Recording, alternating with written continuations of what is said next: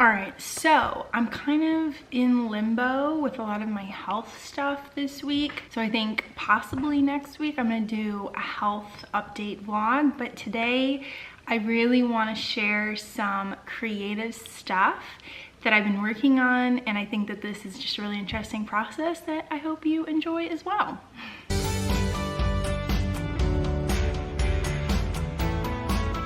I'm gonna give a little bit of like a book update and then also talk about my creative design process with designing possible cover ideas for my book. So I'm gonna do a little bit of talking to the camera and a little bit of like showing you my screen and walking through kind of the process of what I've been doing. And this is no way the final book design. I don't even own these images. That's a huge disclaimer.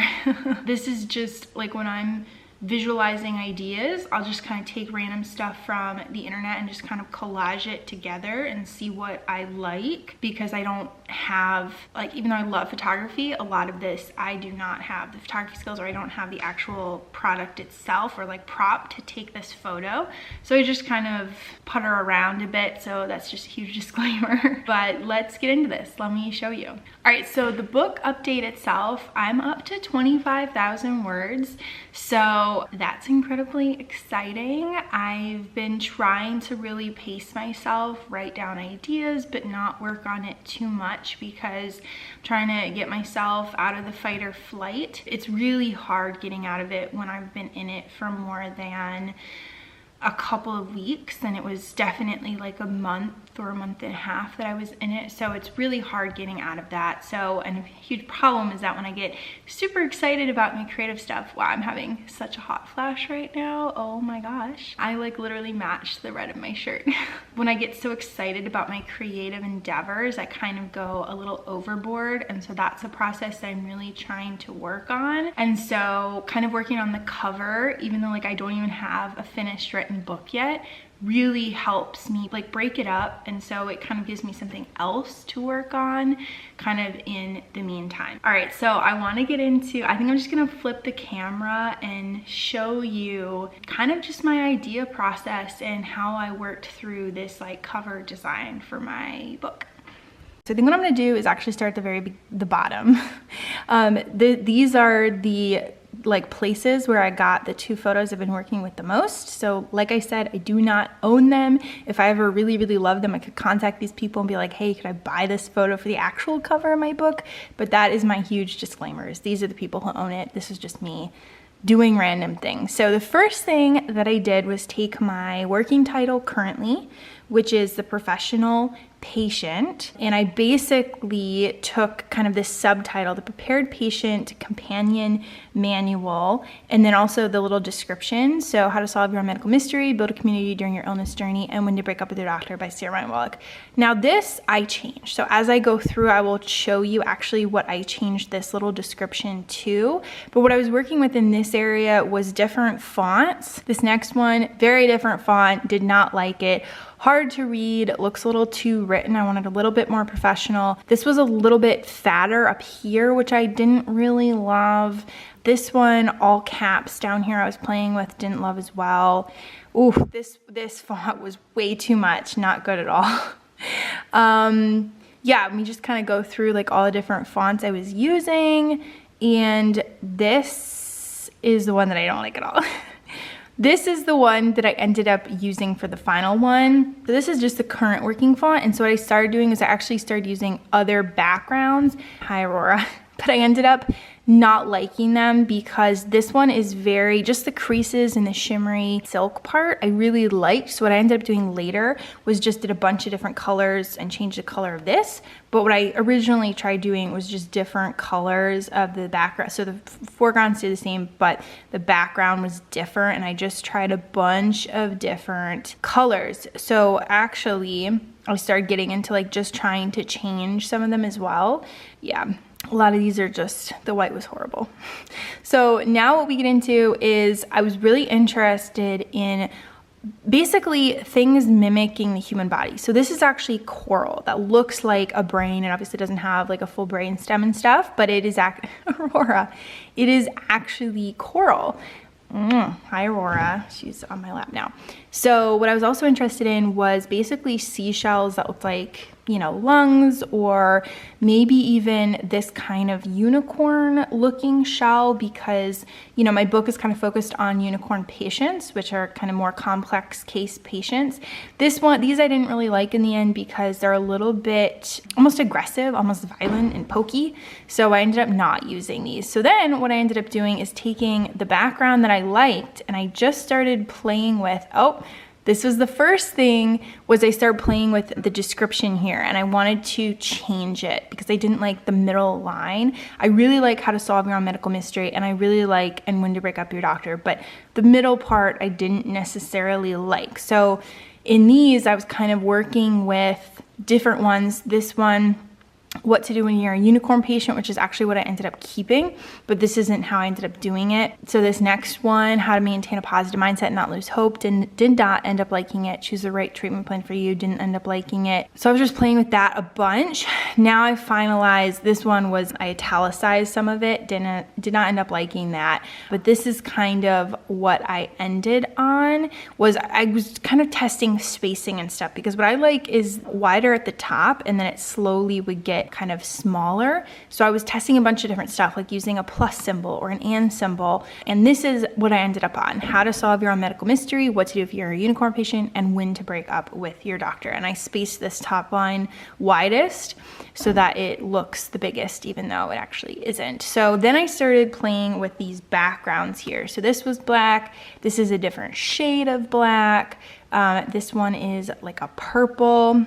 Kind of hard to see these, I do apologize. Here was like a darker purple, kind of a purple, blue, black, a green, lighter green, different shades of green I played with. Here was like an orange. I also wanted to show kind of all of them, and they're just so dark on here, it's impossible to see, but all the different shades.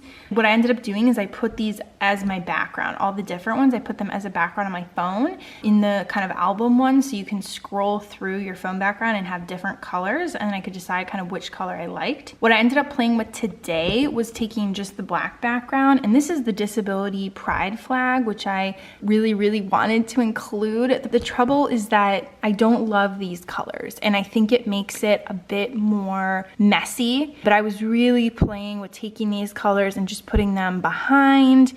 I played with this, but didn't love that. It was all just a little messy. This one was probably my favorite here, but I tried different ways of doing it by just pulling over each color.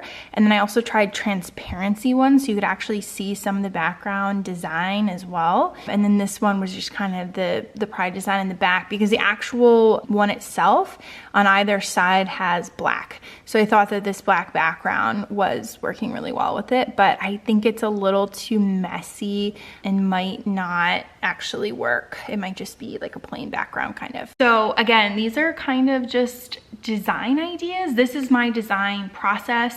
Not to say that any of these will be the final one, not to say I'll even end up being able to publish this book idea, but I really wanted to kind of show my design process just because I think it's really interesting. I think the font is really important. You can play around with italicizing it or bolding it. And this is all in PowerPoint, by the way. I think colors are really important, and there's all, you know, this color theory stuff. So I was playing around with just the black and white, which really made it pop.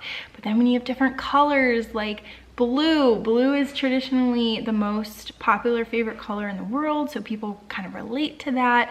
Red has different connotations. I really liked dark colors, so like a deep red or like a deep green or a deep purple were really speaking to me. So yeah, I was kind of trying to balance wanting the book to look professional, because I want this to be like a manual that people look at, and it's called The Professional Patient. So you kind of want it to be professional, but then that coral brain really spoke to me, just tying in kind of nature and how the human body mimics nature. Yeah, there's just so much that I think about with all of this. I have a ton of other ideas as well for different titles that I have just started writing down. This one I was most interested in, and I really, really love design. And so this was just kind of easy for me to do even when I'm really, really tired. So definitely a balance of all of this, but I really, really enjoy playing around with this stuff, and I think it's okay to just start just try stuff. I know a lot of people with like logo design or cover book design or just photography in general or any of their ideas, starting is the hardest part because you want it to look good, or you want to start it out and really do well fast. That's always kind of held me back, is I'm like a perfectionist and I want to be really good at something before I start it, which, you know, you can't do. And so this really gets me out of my head and just lets me kind of play with stuff. I love fonts. So I was even Googling like what are the best book fonts. So people are breaking it down by different genre. So like thriller or mystery or sci-fi had kind of its own go-to fonts that people were using. And so it was all very interesting. Like PowerPoint can do so much, but it's also limiting by the fonts that are in PowerPoint and stuff like that. It's kind of hard to do some stuff in PowerPoint versus like, say you were in like an Adobe design platform. So there's all these different things you can do with different platforms. Hi. Come here. It's just fun to play. And you know, this cover idea for my book cover might not be anywhere near what I'm thinking of, but it's really fun to like explore it, because then you know what you like, what you don't like. And to me, I'm such a visual person, so like design and the title of the book and the subtitle and the description for the book and everything, that matters a lot to me. Just like as I'm writing it, I don't know, I like thinking about it. Not that those are things that like impact how I'm writing or that change how I'm writing, but I like to think about it as I'm going through the process. I just kind of like the overview of looking at everything. So it helps me think about like as I'm writing things, as it's coming together, does this title or does the description of the book or does the cover of the book still reflect what I'm writing about as I'm writing it, or does, you know, the title of the book or the cover of the book or even the contents of the book need to change based on that? So anyway, this is just kind of a word vomit of my ideas as I've kind of gone through this, but it has been like so much fun to just play and let myself play and not kind of be boxed in by perfectionism or anything like that. So it's been really fun to be thinking of ideas and then not pursue them immediately, because I'm really trying to hold myself back with like, okay, I'm gonna work on this for like 30 minutes and then I'm gonna rest and really listen to my body. And if I can't do any more that day, we're not gonna do any more, because we don't wanna overdo it. It's kind of giving myself permission to stop, which normally when I'm pursuing a creative idea, even if I don't have the energy to continue, I would just push beyond my capabilities, push myself into the fight or flight, and then that's where I would be, which really sucks. So I'm really trying to work on my like moderation, listening to my body, which is just a constant battle. But I'm really excited about these ideas.